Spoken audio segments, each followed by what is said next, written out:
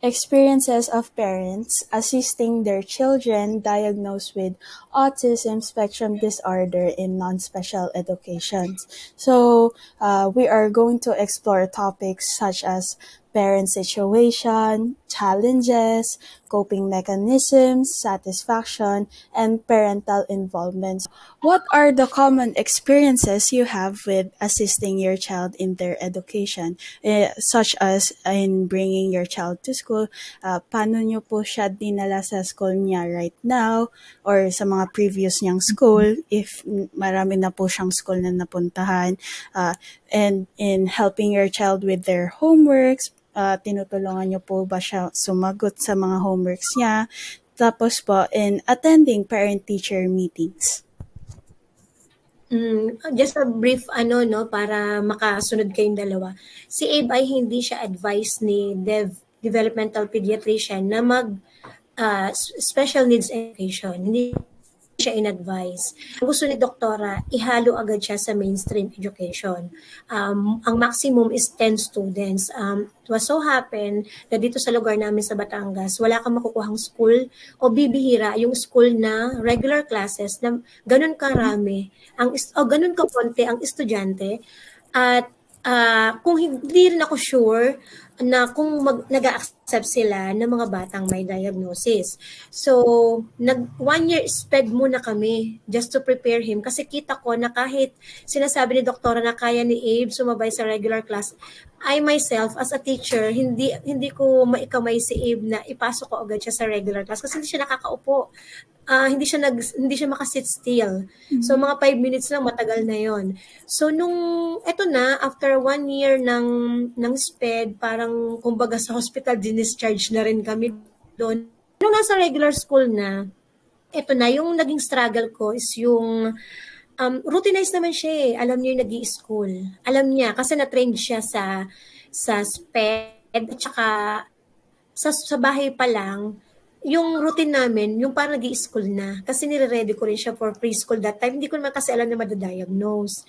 And then, ang mahirap lang nung nasa regular na, yung stigma between sa mga parents, kapwa parents. But the school, wala akong problema sa school kasi I know how to have a good talk with the administration. Kumbaga kung may deal kami, kung paano nila i-accept ang anak ko and how will I help with the school, kaya ko yun eh. Pero yung kapwa parents, yun yung mahirap kasi they don't understand what autism is all about. So parang ang kakulangan ng kaalaman ng mga tao sa paligid, yun yung nagiging problema. And then sa homework, ang nakakatawa ng kinder, bababay naman, papasok, lalabas naman, dismissal, kasabay din ng kaklase. Wala pala sa loob ng classroom. Akala ko nag-aaral. Yung pala, pag uwi, nakatupi lahat yung exercise sa book, hindi pala ginagawa. So my son is so busy roaming around the campus and looking for Pokemon cards. Yun pala yung ginagawa niya. At kasabot niya yung mga janitor sa loob ng school. And then when I asked the teacher why, sabi niya, safe naman po siya, naiinip lang daw kasi sa classroom. Then I asked my DepEd, sabi ko, Dok, okay lang ba yun? Parang may natututunan kaya yung anak ko kasi hindi siya pumapasok. Alam niyo, sabi lang ni doktora sa akin, buti pinapayagan ng school lumabas. So parang binigyan pa ni doktora ng approval. Sabi ko talaga, Dok, okay lang yun? Parang pinig ko sayang yung tuition fee ko. Sabi niya, hindi, kasi hindi naman talaga makakatagal agad ang mga bata. Lalo kung first year ni Ib mag-regular na mapapastay mo siya ng 2 hours sa school. Ang nakakagulat lang kasi kay Ib, pag examination, mas matagal pa yung biniyahe namin kaysa sa pag-exam niya. Yung 5 minutes, kaya niyang tapusin yung 2 exam sa isang araw. Tapos ang ginagawa ng teacher, lalabas siya puro amos ng tinapay. Ang ginagawa pala ng teacher, pinakakain siya ng pinakakain, wag lang lumabas ng room. Kasi nahihiya yung teacher sa ibang parent na makikita si Abe na lalabas, baka akala daw binibigyan nila ng special treatment. Yung pala, tapos na niya yung exam. So ang nakita ko doon, naiinip na siya sa nililesson kasi naituro na sa kanya nung suspend. Yun yung isang nakita ko sa kanya. Wala akong problema sa kanya sa pag-aaral. Ang problema ko sa kanya, yung attention span niya. Madali siyang mainip. gusto niya laging may bago siyang gagawin. Lagi siyang nasa clinic, tapos siya yung nagbibigay sa mga pasyente doon kung anong dapat gawin. Inagawan na niya ng trabaho yung nurse sa school.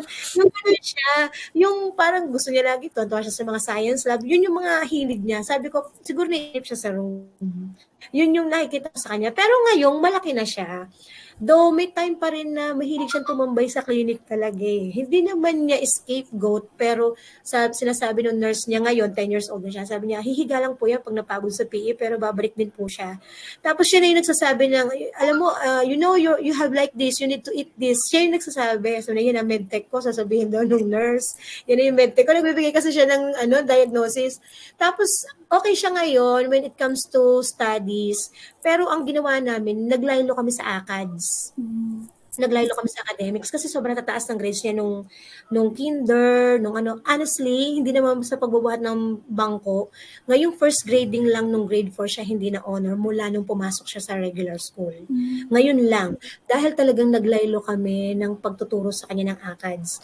Dahil sabi ni doktora, once ng IQ ni Abe ay sumobrang taas sa EQ at sa ibang quotient ng intelligence, hindi natin mababalanse. So, doon lalabas yung tantrums, doon lumalabas yung anxiety. So, kailangan natin mabalanse, mami. So, ang ginawa namin, hindi kami kumukuha ng tutor. Ako lang nagtuturo sa kanya. Hindi kami nag-a-advance ng lesson. Kasi pag nag-advance kami, makikipagtalo na siya sa teacher kinabukasan. So, makikipag-argue siya sa lesson. So, kaya sabi ko, not better.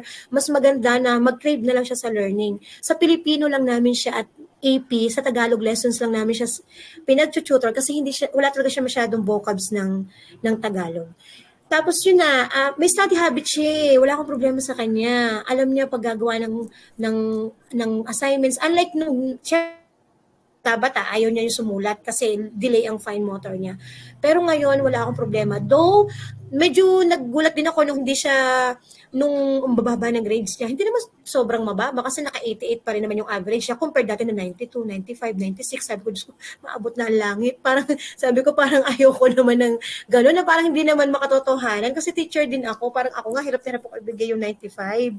Tapos sabi ko sa kanya, parang mas okay yung grade niya ngayon. Hindi man siya honor, pero yung socialization skills niya, yung pagiging resilient niya, mas okay, mas kaya niya makibagay sa classmates niya kasi grade 4 na siya eh. Nagkaka-crush na, naiintindihan na niya yung popular sa school, naiintindihan na niya yung kapag meron daw yun daw classmate niyang girls, may tinitilian daw ng mga boys, bakit daw? Nagiging aware na siya. So somehow, parang okay, nagno-normalize na yung thinking ng anak ko. Parang mas okay. Kaya kumpara dati na aral, mag-develop siya ng game, tapos parang ang weird niya sa school. So ngayon, somehow, nakaka-cope siya. Though, yun nga lang, it's okay. Natanggap niya na, okay lang, wala daw siyang award. Basta nagkamali siya. Iba yung dating, parang ang laki-laki ng frustration niya sa sarili pag may mistake siyang isa, yung mga ganon. At least ngayon, wala na kaming issue doon. So yun yung mga, namin. Sa parent-teacher meetings naman, wala naman. Noon lang namang first time naming nag-regular, yun lang naman yung naging problema namin sa kapwa-parent nung grade 1 siya. Dahil ayaw ng mga parents na maging classmate si Abe doon sa classroom. Dahil baka daw mahawa yung mga anak nila. Yun lang yung na-encounter ko. Then, nag-pandemic, yung same school na yon, then nag-transfer kami sa bigger school, which is yung school niya ngayon, grade 3 and grade 4, very inclusive, Catholic school din, wala akong issue sa mga parents. Though, syempre, siguro sa umpisa, kasi hindi naman maiiwasan may mga batang hindi siya naiintindihan. Ang maganda lang ngayon, he knows how to advocate kasi. Sa first day of school, pag nagpakilala sila isa-isa, he knows how to introduce himself. I am Abe Linga, I have autism, and sometimes I think different from you, ganyan. So, kaya niya explain na yung sarili niya. So, wala na akong problema pag sa ibang tao na. Kaya niya mag-advocate. Yan. Question lang po about din sa sinabi niyo kanina. Bakit po mas nire-recommend ng DepEd po niya na mag-regular school na po agad siya? Parang ang nakikita ko kay doktora, ang laki ng tiwala niya kay Abe na kayang makipagsabayan sa regular class. Sabi niya kasi sa akin, nung actually 1 hour ang check-up sa DepEd. Alam yan ng iba. 1 hour yon, parang 15 minutes lang kami na check-up kasi nagwawala na siya. Di ba ang doktor bago dumating, ang tagal din naman. So, inip na siya. Nung hindi pa na check up, inip na siya. So, nag-iiyak na siya. Kung ano gusto niya. Gusto niya kumain sa McDonald's that time. So, nung nagwawala na siya, sabi ni doktora, hindi to ADHD. Kasi ang initial assessment sa kanya ng same center ay ADHD. Kaya lang hindi pa si doktora kasi yung unang tumingin. May ganun kasi yung proseso nun may initial assessment pa. So yung final diagnosis, doktora niya, sabi niya, hindi to ADHD kasi natural sa age na ganito na malikot ang bata, sabi niya. Wala siyang sariling salita, sabi niya, nanggagaya lang siya. Ini-script lang niya yung mga napanood niya sa movie, pero hindi niya yung sariling salita, sabi ni doktora. ASD to. Nung sinabi ni doktora ang ASD, parang binuhusan ako ng malamig na tubig. Kasi akala ko noon, mas better ang ADHD sa ASD, I thought. Yung pala, same lang sila na magkaiba. Akala ko kasi noon, much better. Akala ko mas magiging normal life pag ADHD compared sa autism. Yung pala, magkaibang condition siya. Well, better sa dalawa. So, yun naku, ASD pala talaga. So, sabi ni doktora, huwag ka mag-alala, mami. Teachable ang ASD, sabi niya. Matalino ang bata. Yun talaga yung naalala kong word na sinabi niya. Matalino ang bata. Huwag kang mag-alala. Teacher ka, kaya mo turuan yan, sabi niya. Huwag mo ipapasok sa SPED. Yun sabi niya. Irregular school mo, matalino ang bata. Basta ganun ang laging, yun yung paulit-ulit niya sinasabi. Hanggang ngayon, pag bumabalik kami sa kanya, every year, sabi niya, walking encyclopedia nga yan. Laging sinasabi kay Ed na ganun. So, yung mga journals ni Ed, kinukuha niya, binabasa niya isa-isa. Tsaka tuwa siya nag-uusap na sila. Pag nag-check up kami, hindi na akong kausap ni doktora. Siya na. Siya yung nasasabi niya mga naging feelings niya, naging experiences niya. Ganun. Siguro sobra lang laki na tiwala ni doktora sa kanya. Ayun. Oh. So, next section na po tayo. Yes po. About po siya sa parents' challenges. So, what kinds of challenges and difficulties have you faced as you assist your child in their education? Kasi kasalanan ko rin kasi kung bakit siya masyadong naging advanced minsan kasi hindi ko nga akalain na gano'n. Nasa tiyan pa lang, binabasahan ko na yan ng books, storybooks. Tapos nagbabasa ako kasi 30 na ako nag-asawa 31 ko siya naging anak. So, ang dami ko naalaga ang pamangkin. Tapos, ang tagal ko ng teacher, 20 years, almost 20 years plus na. So, ang dami kong naging students na nag-struggle sa reading. Sabi ko, pag nagkaanak ako, ayoko maging ganun. Sabi ko, kasi para bang pag ang bata, hindi marunong magbasa, parang napakahina na. Parang yun ang dating stand, parang wala naman, kasi wala na talaga siya alam. So, nagre-research ako na dapat pag newborn, nakikita niya yung mga unang picture, colors na dapat ganito, ganyan. May mga nababasa ko nun, ganun, inaaral ko talaga yun. Ginawa ko yun lahat hanggang napansin ko nung age 2, iba siya. So, naging struggle ko sa studies niya, masyado siyang napahilig. Alam niya yung planets at the age of 3, 4, nag-recite siya. Earth is Sun is the center of the solar system, ganyan. Lahat ng characteristic ng planets, alam niya, pati yung stars nun. Nire-recite niya, but the problem is, wala kaming communication. Para lang siyang walkie-talkie. Nagtotok siya hanggat gusto niya. I-recite niya na, halimbawa, naalala niya skeletal system, sasabihin niya, pag naalala niya yung parts ng brain, this is the cerebrum, this is the sasabihin niya lahat. Kaya lang, pag tinanong mo siya, kinausap mo siya, wala. So, yun yung parang sabi ko, pag nakita siya ng ibang tao, ayoko naman na, yung weirdo, yung dating nung anak ko, tas naging struggle niya, pag nakikipaglaro siya sa labas, yun yung gusto niyang pag-usapan. Gusto niyo pag-usapan yung planets, gusto niyo pag-usapan yung... Siyempre, sino naman batang makikipaglaro sa'yo na gano'n yung pag-uusapan niyo? Isa-isa nawawala yung mga bata. Tapos nagtataka siya, hahabulin niya, lalo lalayo sa kanya. Yun yung isa sa mga nakita kong naging problema niya. Sa study, pati yung pagsulat. Kasi yung fine motor niya, hirap na hirap. Hanggang sa dumating pa kami na ibinili namin siya ng silicone pang pwesto sa kamay. May nabibili nun. Kasi hirap na hirap siya talaga sa fine motor. Pero sa gross motor, advanced siya hindi siya naggapang. Nag-walk na agad siya. Ayun yung mga naging problema. Tsaka yung masyadong mainipin. Yun talaga. Pwede po kayo bigay ng example po nung sa pagsusulat niya. Paano niya po na-develop yun? Paano na-develop? Ayan. Kasi ang fine motor, makukuha mo yan through, kaya dapat ang bata, pag nag-kinder or preschool, hindi mo na nag-aaral. Dapat nagkiklay lang na nagkiklay. Kasi yun yung makakastroke talaga ng muscle. Yan din ang turo ko sa mga kinder teachers namin ngayon since I'm handling the grade 1 and ako ang nagte-technical assistant sa kinder at grade 1. Doon ako napalagay. Sabi ko, baka nga ito na yung calling ko para magkaroon ng early detection yung mga nag-enroll. Doon ako napalagay. So sabi ko, wag mo na kayo magturo 1 week. Kilalanin nyo muna yung mga bata. Dapat talaga clay. Tapos yung sipit. Alam mo, sipit ang damit. Po. Ang gagawin ko, magtatali. DIY lang lahat kami. Kasi hindi pa naman uso ngayon yung kagaya ngayon na ang dami na nag-TikTok, ang dami nang nag-reels tungkol sa mga technique. Nung time ko hindi yan uso. Kaya nga nung may mga nagtatanong sa akin na, Mami Brents, Inay Brents, can you share? Ano yung video nyo nung so, wala akong ma-share. Kasi nung time na yun, hindi ko alam na mauuso yung reels. Hindi ako nag-video. hindi ko naitago man lang yung mga memories kung paano ko siya tinuruan. Kasi hindi ko naisip na i-video. Parang hindi ko alam na magiging patok sa social media ngayon. Kasi nakikita nila, yung malalaki na si Abe. So naglalagay kami ng tali, magkabila mula doon sa bintana hanggang doon sa kabila. Tapos sabi ko, hindi ito matutuwa pag siya lang mag-isa. Ang ginagawa ko, contest, tatay, doon sa dulo, may chocolate para pumayag. So mula doon sa dulo, kapag ganun, una-unahan sa nila tatay magsipit. Tapos sila din yung magtatanggal. Kasi yung pagdiin sa sipit, nakaka-practice yun.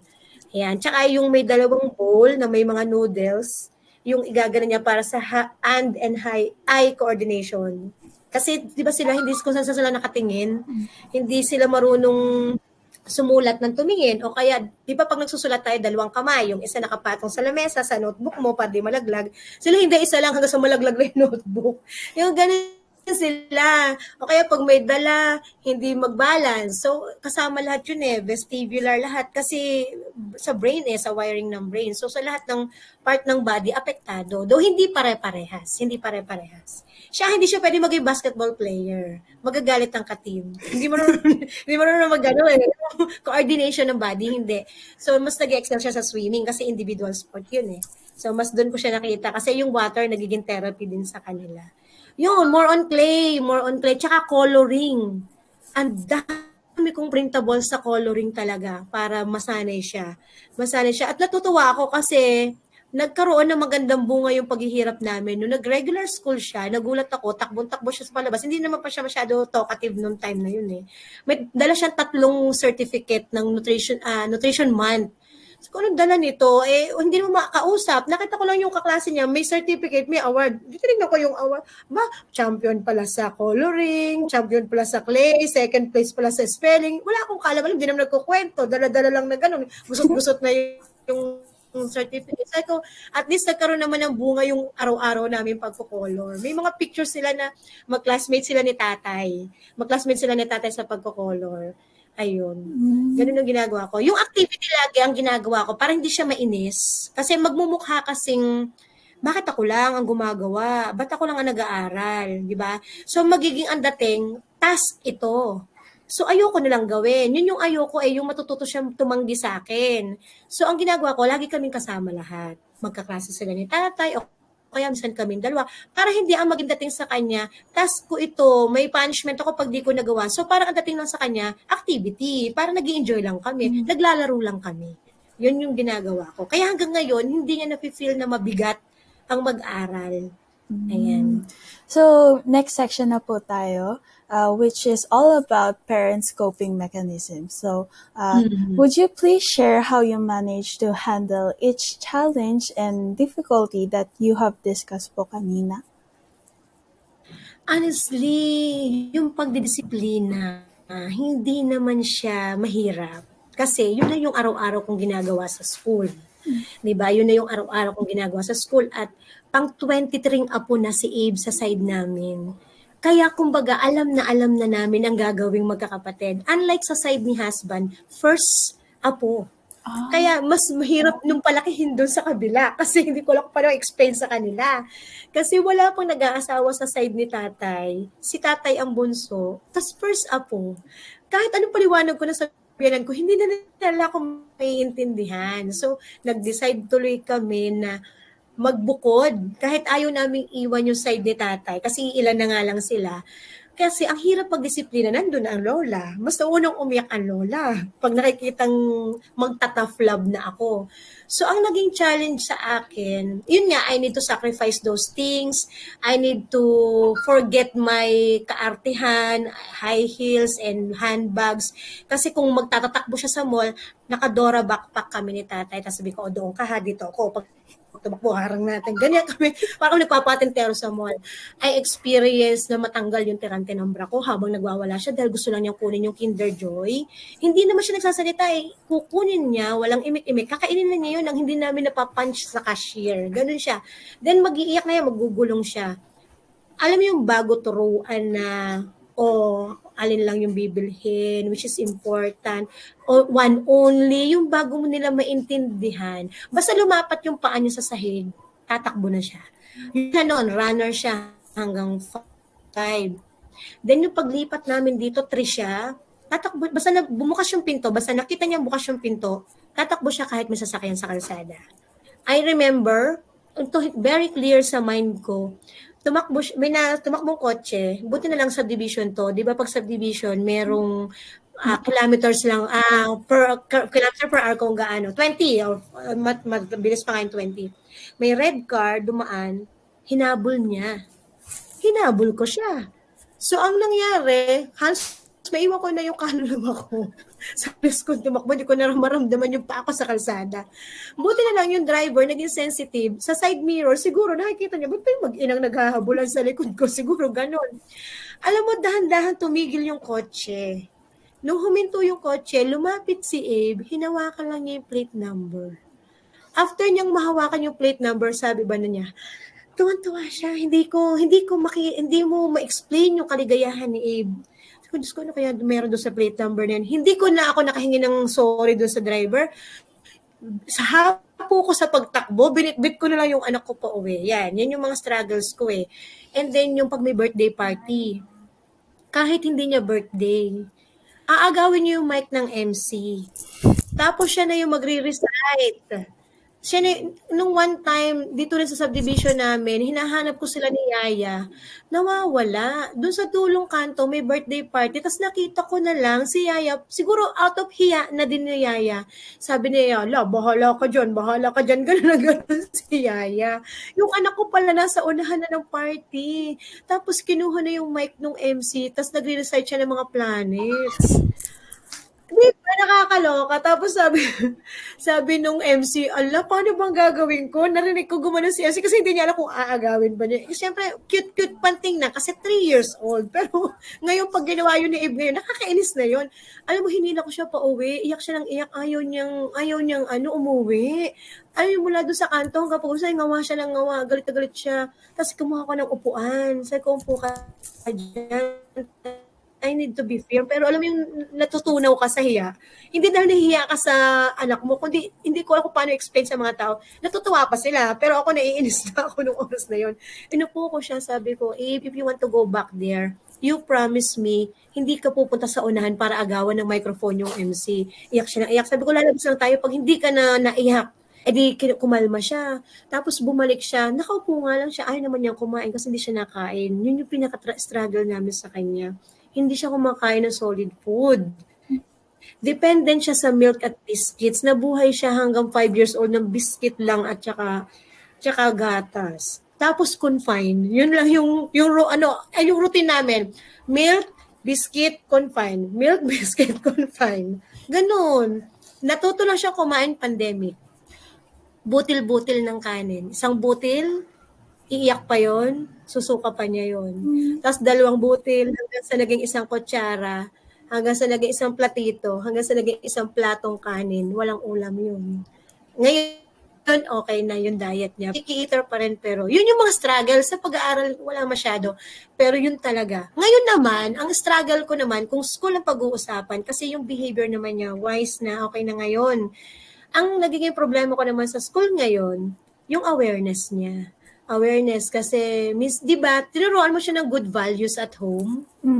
Tapos lalabas siya sa outside, sa paglabas niya ng bahay ni nanay, hindi ni kuya ha, na nanay, parang yung mga tinuro ko na bawal at hindi tama, nakikita niya sa ibang bata, which is typical kids. Ngayon, pag uwi niya, susumbatan niya ako, iniakala ko ba sabi mo, bawal mag-bad words. Bakit daw yung bata na klase niya, naririnig daw niya ng gano'n, nung nag-chess club daw sila, pag natatalo daw sa chess yung mga classmate niya, puro daw sinasabi mga F-word. So, parang, alam mo yung concrete thinkers sila hindi sila abstract.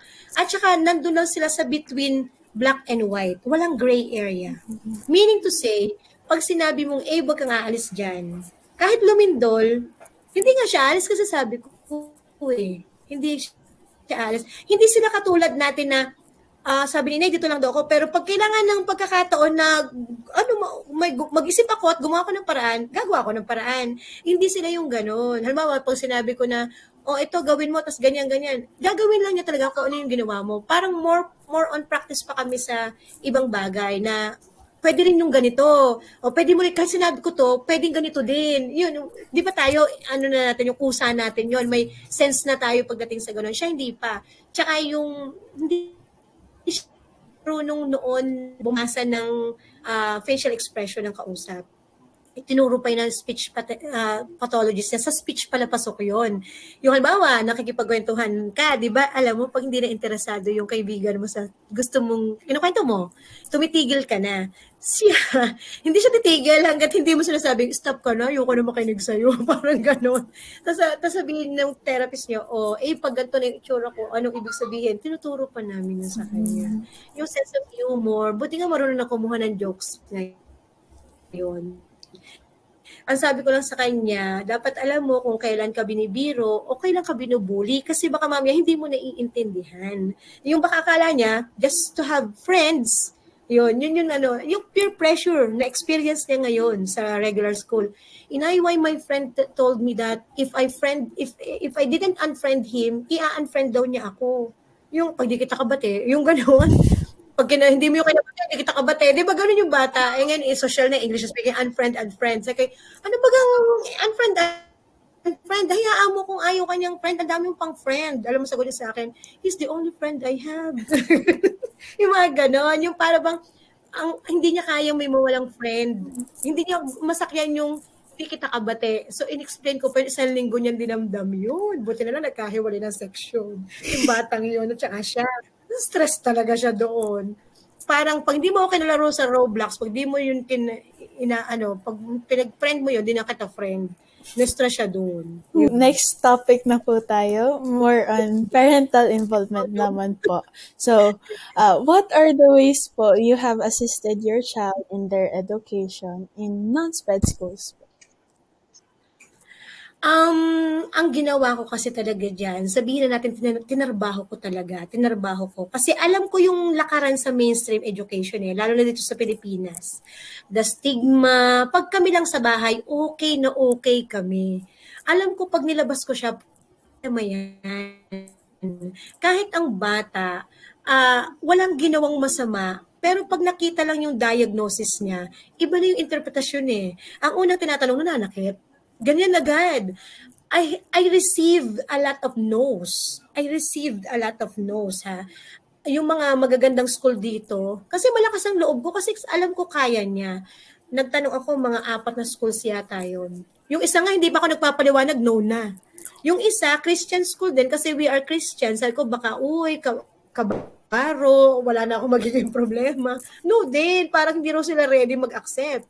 Sabi ko, alam ko nasa DepEd order to, bawal tumanggi, pero wala akong magagawa kung hindi sila ready. Kaya hindi ko na inaano yung no. Tapos yung isa naman, tatanggapin daw ako, pero alam ko sa sarili ko na hindi naman sila inclined to handle kids with special needs. Baka mamaya, i-accept lang nila for the sake na magbabayad kasi kami ng tuition and they are private school, pero baka mamaya pag nagkaroon na ng problema kalagitnaan ng taon, ipatatawag, yun naman yung ayaw ko. And this is the school, yung school niya ngayon, after nung isang private nga before, na 10 lang sila, ngayon nasa 20 to 30 ang classmates niya. Very inclusive yung school. The vice principal ay nagmasteral ng special needs education. Kaya napakaswerte ko kasi sabi ko nga, ba't ba hindi ko nga naalala yung school na yun na ang lapit-lapit lang sa therapy center? Sabi ko nga, yung rejection is only God's redirection. Yung mga nag-no sa akin, kaya pala nag-no kasi dito niya ako na pupunta sa school na to. And my son's really enjoying the school. Ang ginawa kong pagtulong, pag-assist sa anak ko, kung ano yung hinihingi ng school, binibigay ko. If they want yearly check-ups, if they want consistent therapy, if they want, naging presidente na nga ako ng family council ng school, parang PTA, para yung tumulong kung may kailangan. Yun na, inako ko na, dahil talaga kung kailangan ng school ng suporta, sumusuporta ako sa mga activities. Yun yung sa akin. Kaya tayo sila sa we do not know kung may tatanggap pa sa atin pag hindi ka na good boy sa school na to. Ayaw kong iput yung pressure sa kanya, pero gusto kong naiintindihan niya yung tunay na senaryo na hindi madaling maghanap ng school. For him to understand na, okay, may halaga pala yung ginagawa ni inay para naiintindihan niya at binavalue din niya yung pag-aaral niya. And then, ang ginagawa ko din, ngayon lang year, o last year, 2023, nagawa ko yung dasal ko ng matagal ng collaboration. Kasi ang pagpapalaki ng batang may autismo, dapat talaga collaborative yan. Community, school, therapist, family, and the doctors. So, ngayon year na to, last year nasimulan ko yun. Ang ginawa ko is, lahat ng report ni doktora, ipasa-xerox ko yun ng ilan, ibibigay ko sa therapist, ibibigay ko sa school. Tapos kung i-enroll ko sa extracurricular like swimming, piano, or other extracurricular activities, ini-inform ko din yung mga trainers. And then, lahat ng feedbacks nila, iipunin ko yon bago ako bumalik kay doktora. At lahat yun, i-report ko kay doktora. And then, next school year ulit, babalik kami bago mag-enrollment, lahat naman ng recommendation ng doktora, ilalagay niyo yun, okay, pagpapasok siya, grade 5 na, halimbawa, next year, grade 5 na siya, magbibigay ng consideration sa ganito kasi hindi siya marunong masyado magtagalog, ano kailangan gawin ng teacher, ano kailangan gawin ng therapist, lahat naman yun, i-address ko dun sa therapy center at saka sa teacher. So, yun yung the best naming nagawa, starting last year. Yeah. Ano po, in terms of directly assisting po yung anak niyo, meron po ba kayong masishare about that? Yung pagro-routine sa kanya at saka yung values integration everyday. Kasi ang kailangan kasi sa bata kapag ilalabas mo siya, di ba sabi nila, hindi mo naman kailangan mag-fit in, di ba? Be authentic, be yourself. Kung may autism ka, okay, hayaan mo lang, di ba? Ganun tayo. Be yourself, kaya lang. Sabi ko sa kanya, hindi po pwede na hindi ka makikibagay. Kasi you are in a mainstream class. Hindi laging sa lahat ng panahon, ikaw ang iintindihin. Lagi kong sinasabi sa kanya yun. Teacher din ako, anak. Hindi po pwede na may isa akong pampagulong estudyante na lagi ko siyang uunawain. Nakakapagod yun sa teacher. At ganun din sa classmates mo. Kaya lagi ko sinasabi sa kanya, though nahihirapan ka sa ibang bagay, kailangan mong matutong makibagay. So, ang ginagawa namin is yung training. Training. Hindi more on kasi yung ACADS, madali na yun eh. Kayang-kaya ko na yung gawin. Ang ginagawa ko, yung paano siya magpapakatao paglabas. Yun ang lagi ko tinuturo sa kanya. Tinuturo ko siyang bumiyahe sa jeep. Kasi hindi naman kami forever malakas na maihahatid namin siya. Yung sa community, yung pag-grocery, yung ginagawa ko, may locker siya, lagi naiiwan yung gamit niya nung first time niya mag-locker. May assignment, walang dalang libro, hindi ko alam kung paano gagawin. Ang ginagawa ko sa kanya, okay, kung noong una, pinakukuha ko sa kanya. Ba na sumunod, sabi ko, no. Kung naiwan mo, papasok ka bukas ng wala kang assignment. Sabi ko sa kanya, kung naiwan mo, papasok ka na walang assignment kasi you forgot it, sabi ko. And then the next day, hindi na niya nakakalimutan. Siyempre sa umaga na lang daw niya gagawin kasi naiwan niya. Tinitiis ko, kung zero siya. Kasi he need to learn. Hindi kasi kami laging nandito. So kung ang talagang the best yung sinasabi mong assistance ko sa kanya, I'm assisting him to live life normally. Kasi hindi laging nandito kami to assist him. And wala laging, hindi mo ma-expect lagi na may taong tutulong sa'yo pag kinakailangan kasi hindi ka lagi dapat cargo o burden ng iba. Ayoko na magiging ganun siya. Gusto ko kaya niya ang sarili niya. So yun yung pinaka-best assistance namin ni tatay. Ako sa school, ako ang bahala sa school at saka sa attitude, sa behavior, si tatay sa life skill. Yun yung ginagawa namin. He knows how to cook, he knows how to do the laundry, he knows how to wash dishes, he knows how to take a bath himself. Siyempre sa una, hindi said yung paliligo. Pero at alam niya, he knows how to clean himself. Pag nag-CR siya, hindi na namin siya kailangan puntahan. Hindi ko siya problema kung abutin siya ng pag-CR sa school kasi kaya niya ang sarili niya. Yun kami, pag nag-grocery, pag kakain, ikaw magbabayad, dala mo yung PWD ID mo, alam mo ang discount mo, ganun. Ang naituro namin o naitulong namin sa kanya o kung yung assistance yung gusto mo, to be independent talaga. That's the key, to be independent. So, how would you share po paano siya nag-react dun sa assistance na yun? Nung, ano naman siya lagi siyang, please help, ganyan, pag hindi niya kaya. Pero ang maganda kasi kay Abe, once na alam na niya, hindi na niya hihingin yung tulong mo. Sa Tagalog lang talaga kami nagtutulungan kasi hirap na hirap talaga siya sa Tagalog. Tapos pag may mga group project siya, yung bawa, yung nauso yun yung performance task, yung bibidyohan. So yun yung mga may assistance talaga kami kasi need talaga. Sa mga projects naman, kagaya ng mga kailangan magpasa, kagaya dati nung nagpasa siya ng mga anyon lupa, yung gagawa nung ganun clay, ganun. Sanay siya doon kasi sanay siya mag-arts and crafts. Pinag-enroll ko rin siya sa art class before ng pandemic kasi para nga may ginagawa siya pag summer. So marunong siya ng arts and crafts. Yun yung favorite hobby nila ni tatay, gardening, yung mga ganun. So hindi na siya mahirap tawagin pag may gagawin. Very compliant kasi siya very compliant siya, lalo na kapag may reward. Pero kapag walang reward, okay din kasi hindi ko rin siya sinanay na laging may reward. Could you kindly share moments when assisting your child makes you feel good or satisfied? Like, kunwari po, nag-i-improve sila. Ang nakakatuwa kapag nakikita mo na yun, tinuturo mo, ay nakukuha nila. So yun, pag nakikita ko na nakakaya niya, doon nagkakaroon ng fulfillment yung pakiramdam. Pero, hindi laging assurance na yon kasi sa kanila series of practice, series of exposure, consistency of discipline. Hindi po pwedeng, okay na tayo ngayon, hayahay na tayo sa susunod. Hindi.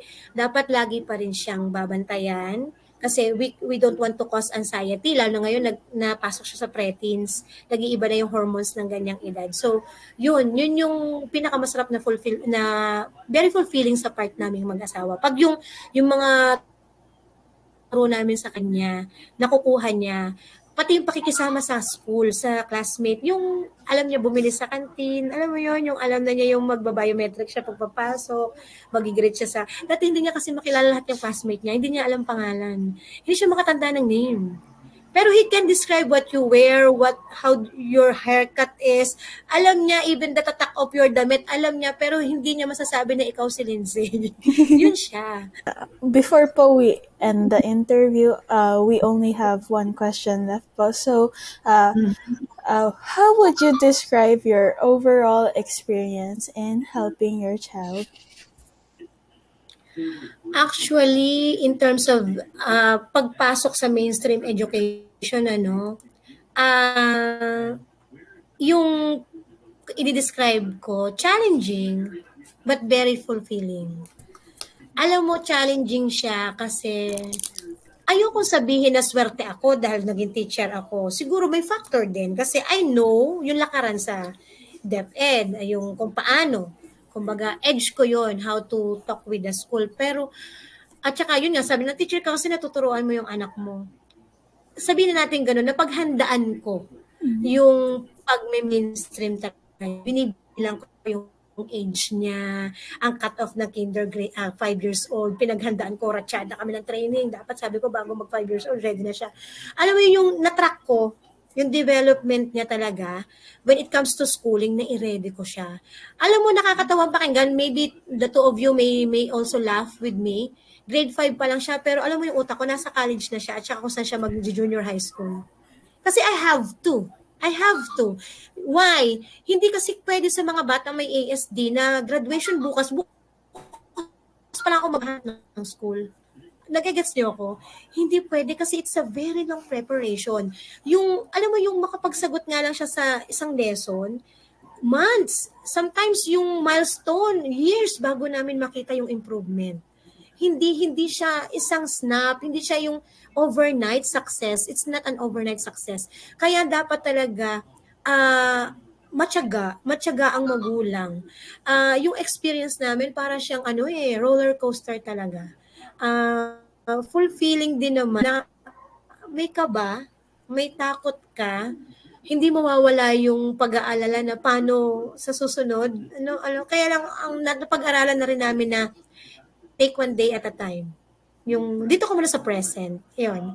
Though may mga pagkakataon na nasa senti-senti pa din ako, hindi naman yun mawawala. Na paano siya pagdating sa ganito, maintindihan kaya siya ng mga classmates niya, na teenagers na, iba pa naman ang generation ng mga bata ngayon.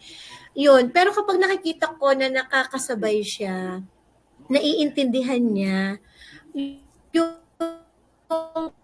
pag umuwi siya na may mga bago siyang vocabs na mga Gen Z, na mga alpha, alam mo na, in my POVs, kung ano ba POV? Hindi ko alam yung POV, may POV na siya, natatawa ako sa kanya. Tapos basta may mga terminologies na siya ng mga classmates niya din, na-adapt niya yung culture ng age group niya. Natutuwa ako na wow, my son is coping. Kita mo siya na little by little, he's becoming independent. Yun yung pinaka nakakatawa. Ang hirap i-describe. May fear, may excitement, tas parang looking forward pa ako for more milestone in the future. Yun yung look forward ko talaga. Tsaka pag merong namang pananalig kay God, di ba, mas nakakawala ng pag-aalala. Tsaka he's very true naman in his promise naman sa akin. Kumbaga talagang sabi nga, for I know the plans I have for you, di ba? So parang hindi na rin ako masyado nag-worry. Kumbaga, laging may paraan at lagi kanyang bibigyan ng paraan talaga. Ayun po. Ayun, so that concludes po our interview. Meron pa po ba kayong gustong sabihin? Wala naman. Ay, anak, gusto niyo ba makita? Hi! I'm just gonna go pause it. Hi daw. Hi! Narinig niyo ba siya? Opo. Hey, I'm just playing my Nintendo NES Papercraft on the TV already. Oh, what game are you playing? What do you want to play daw? I just only inserted a cartridge of YouTube. Oh. Actually, nagnonood siya sa YouTube ng game, pero may ginawa siyang parang origami na laruan. Pero hindi totoong Game Boy. Nag-i-imagine lang siya ng may laruan. May sa mga arts and crafts. Also, your name Lindsay Angeline just reminds me of my other classmates that's also named Lindsay, and the other classmate named Angeline. Wow. So I think you're like so I'm pretty sure you're like those two classmates. Thank you.